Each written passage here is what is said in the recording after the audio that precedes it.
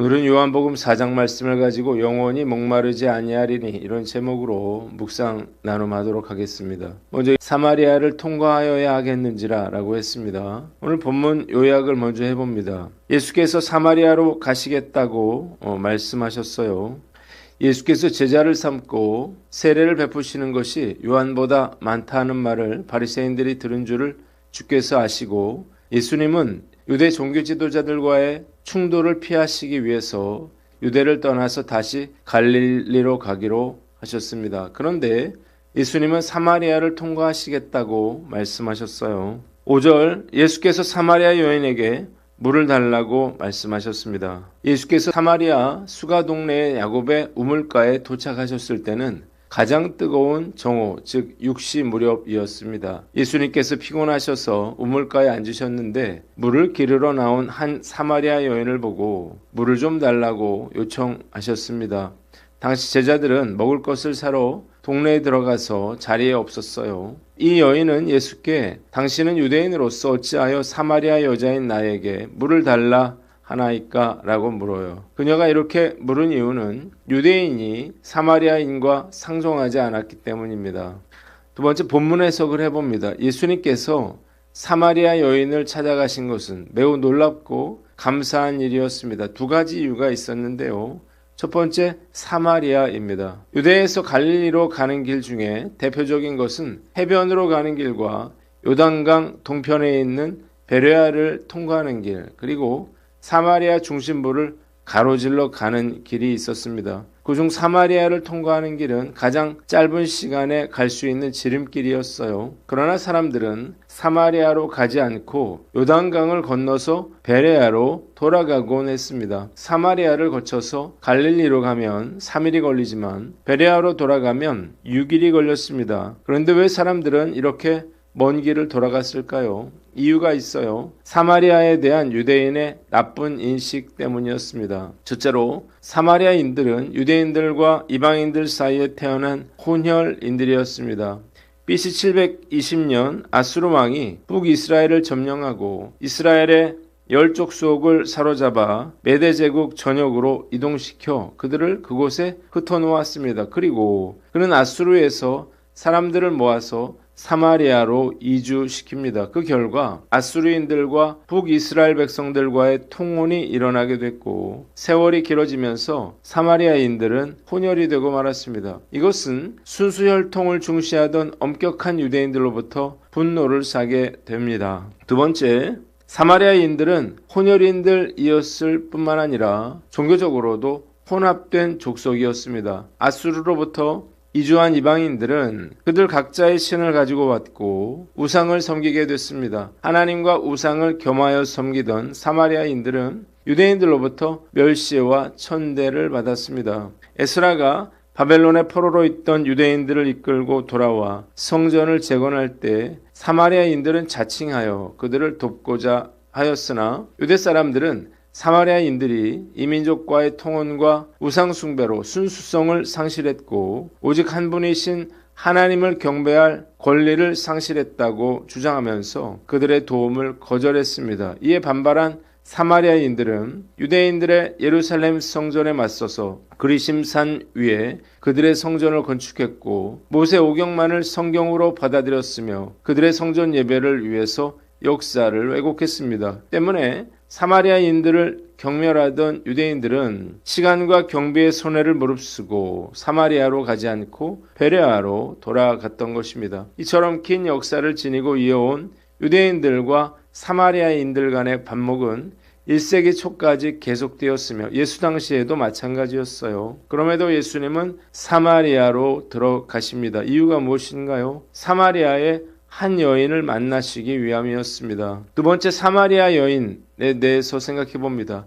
예수님께서 사마리아 여인에게 물을 달라고 부탁하신 것은 사실 예수님께서 베레아로 돌아가시지 않고 사마리아로 들어오신 것보다 더 의아한 일이었습니다.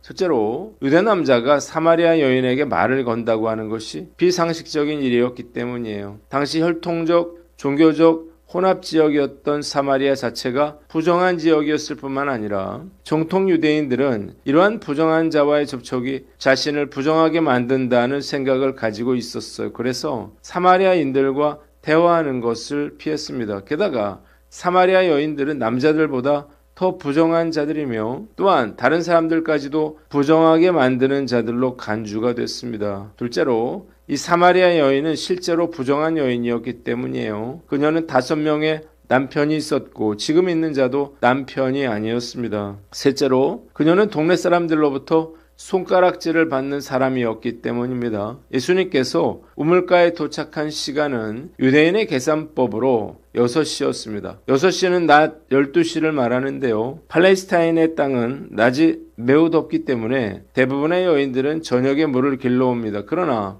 이 사마리아 여인은 하필 가장 더운 낮 12시에 물을 기르러 왔어요. 이유가 있었는데요. 동네 사람들이 이 여인에 대해서 결코 우호적이지 않았기 때문입니다. 본문이 우리에게 주는 교훈이 있는데 택하여 주신 은혜에 감사하라는 거예요. 왜 예수님께서는 유대인들이 가지 않는 사마리아로 가셔서 이 사마리아 여인을 만나셨을까요? 이것은 우연히 일어난 일이 아니었습니다. 예수님께서 사마리아 여인을 만나기 위해서 이 우물가로 찾아오신 거예요. 예수님은 이 여인을 만나기 위해서 전날 오후에 예루살렘을 떠나서 그 다음날 정오까지 비지땀을 흘리면서 뜨거운 사막길을 걸어 오셨습니다. 왜냐하면 이 여인이 12시가 되면 물을 길러 우물로 나온다는 사실을 알고 계셨기 때문이죠. 예수님은 그 시간을 맞추시기 위해서 지체하지 않으셨습니다. 사마리아 여인이 누구인가요? 바로 우리들이죠. 예수님께서 수고를 무릅쓰고 이 여인을 찾아오신 것처럼 주님도 죄 가운데 좌절하고 소망을 잃어버린 우리들을 찾아오셨습니다. 저는 절대 예수를 믿을 사람이 아니에요. 주님께서 일을 하시고 강권적인 역사로 저를 만나주셨습니다. 저는 성령 체험부터 하고 난 후에 예수를 믿게 된 사람입니다. 정말 감사하고 또 감사할 수밖에 없어요. 예수님과의 만남이 저의 인생을 완전히 뒤바꾸는 놀라운 축복이 되었습니다. 이 아침 그 주님의 놀라운 은혜를 다시 떠올리면서 오늘도 감사와 찬양으로 주님께 영광을 올려드립니다. 두 번째 10절로 14절 말씀인데 14절을 봅니다. 내가 주는 물은 그 솟아나는 샘물이 되리라고 했습니다. 예수님께서는 이 여인에게 하나님의 선물과 자신의 정체를 알았더라면 오히려 내가 생수를 구했을 것이라면서 대화를 영적인 차원으로 이끄십니다. 이 여인은 눈에 보이는 두레박과 우물의 깊이를 언급하면서 이 우물을 준 조상 야곱보다 당신이 더 큰 인물이냐고 묻습니다. 이 예수님은 세상이 주는 물은 육체적인 갈증을 일시적으로 해소해 줄 뿐 결국 다시 목마르게 되지만 반면에 내가 주는 물은 영혼의 갈증을 완전히 해결하며 그 사랑 안에서 영생에 이르게 하는 끊임없는 샘물이 될 것이라고 말씀하십니다. 본문에 우리에게 주는 교훈이 있는데 성령 충만하라는 거예요. 우물물이 상징하는 것이 무엇인가요? 우리가 그토록 원하는 재물과 명예와 권력과 인기와 같은 세상적인 만족을 주는 것을 말합니다. 그러나 이런 물로는 영적인 욕구에 대한 갈증을 해소할 수가 없습니다. 소금물처럼 마시면 마실수록 목이 마르고 공허해지고 죄를 짓게 되는 것입니다. 인간의 영적인 욕구에 대한 갈증을 채우기 위해서 세상의 재미와 즐거움을 쫓습니다. 뭐 어디 맛있는 것 없나? 맛집을 찾아다니고 배불리 먹고 난 후에는 오락을 즐깁니다. 스마트폰을 이용해서 스포츠와 드라마, 웹툰과 영화를 보고 음악을 듣습니다. 게임을 합니다. 자전거를 타거나 등산을 하거나 골프를 치거나 친구들을 만나거나 놀러 가거나 캠핑을 합니다. 인터넷이든 백화점이든 마트든 쇼핑을 해요. 국내외를 가리지 않고 여행도 갑니다. 문제는 이런 건전한 선에서 그치지 않는다는 거예요. 좀 더 자극적인 것을 원합니다. 인터넷 검색 수위가 높아지면서 야한 웹툰과 영화와 영상을 보고 술을 마셔요. 모르는 사람과 채팅을 하고 부적절한 만남을 갖습니다. 게임이나 도박이나 쇼핑에 몰입하기도 합니다. 그런데 문제는 이런 것들을 쫓을수록 더 큰 공허함을 느낀다는 거예요. 처음엔 작은 것으로도 재미를 느끼던 사람이 나중엔 웬만한 것으로는 만족할 수 없게 됩니다. 즐거움을 쫓으면 쫓을수록 더 큰 공허함을 느끼는 거예요. 그래서 더 자극적인 것을 쫓게 됩니다. 결국 그래서 중독에 빠지게 되는 거예요. 이러면 안 되는데 하면서도 그만둘 수가 없습니다. 한 자매가 이런 고백을 했어요. 어느 날 밤새 나이트클럽에서 신나게 놀고 나서 아침에 집으로 돌아오는 길이 그렇게 허전할 수가 없더라는 거예요. 심장이 공허한 느낌, 텅 빈 느낌이 너무나 싫었습니다. 그래서 친구들이나 지인들에게 이런 이야기를 많이 했다고 그래요. 놀 땐 재미있는데 아침에 공허한 그 느낌이 너무 싫다고. 그러면서도 또 밤이 되면 나이트클럽에 가게 된다는 거예요.